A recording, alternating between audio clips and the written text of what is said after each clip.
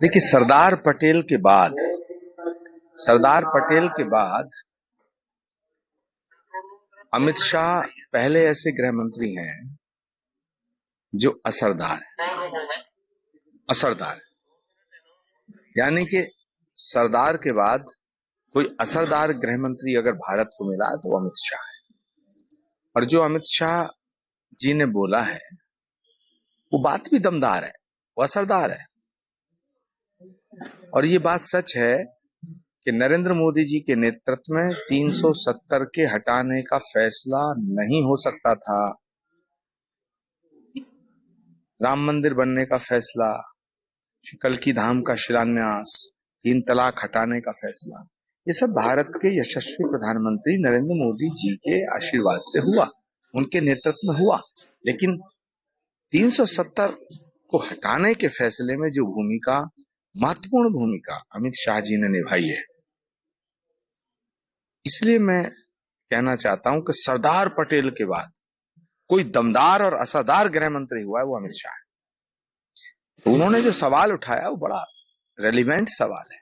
उसका जवाब राहुल गांधी को भी देना चाहिए, उद्धव ठाकरे को भी देना चाहिए, और उसका जवाब ये तमाम इंडिया गठबंधन का जो कुनबा है इस सबको देना चाहिए।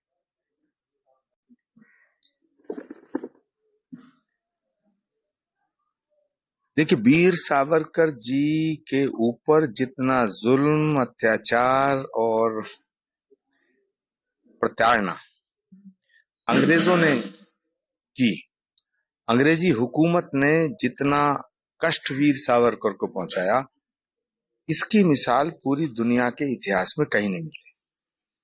लेकिन बड़े दुर्भाग्य की बात है कि जिस वीर सावरकर को सारी दुनिया में महान देश प्रेमी माना जाता है, महान राष्ट्रभक्त माना जाता है, उस वीर सावरकर का अपमान कदम कदम पर राहुल गांधी करते हैं। राहुल गांधी और उनके तमाम ये चंगू मंगू की टोली, ये उनको कायर कहते हैं, गद्दार कहते हैं, अंग्रेजों का पिट्ठू कहते हैं। अगर वो अंग्रेजों के पिट्ठू होते तो अंग्रेजी हुकूमत उन पर जुल्म क्यों करती? 10 साल से ज्यादा उन्होंने काला पानी की सजा भुगती, और वो काला पानी की सजा ऐसे नहीं भुगती, ऐसे भुगती कि उन्हें चक्की पीसना पड़ता था, उनको बाथरूम की फैसिलिटी नहीं थी, उनको नहाने धोने की, पूजा करने की भी अनुमति नहीं थी। इतना जुल्म किया वीर सावरकर जी। वीर सावरकर को इतनी गाली राहुल गांधी देते हैं तो उद्धव ठाकरे जी को ये फैसला करना पड़ेगा, उद्धव ठाकरे जी को ये साफ करना पड़ेगा कि वो वीर सावरकर को कायर बताने वालों के साथ खड़े हैं या सावरकर जी को वीर बताने वालों के साथ। ये फैसला करना पड़ेगा। ये महाराष्ट्र की जनता के लिए बहुत बड़ा प्रश्न है, और ये सवाल सबके जहन में गूंज रहा है। सारे छत्रपति शिवाजी महाराज को मानने वाले लोगों के दिमाग में घूम रहा है और गूंज रहा है। तो उद्धव ठाकरे जी से मैं पूछना चाहता हूं कि वो राहुल गांधी जी से पूछें कि सावरकर वीर थे या गद्दार थे।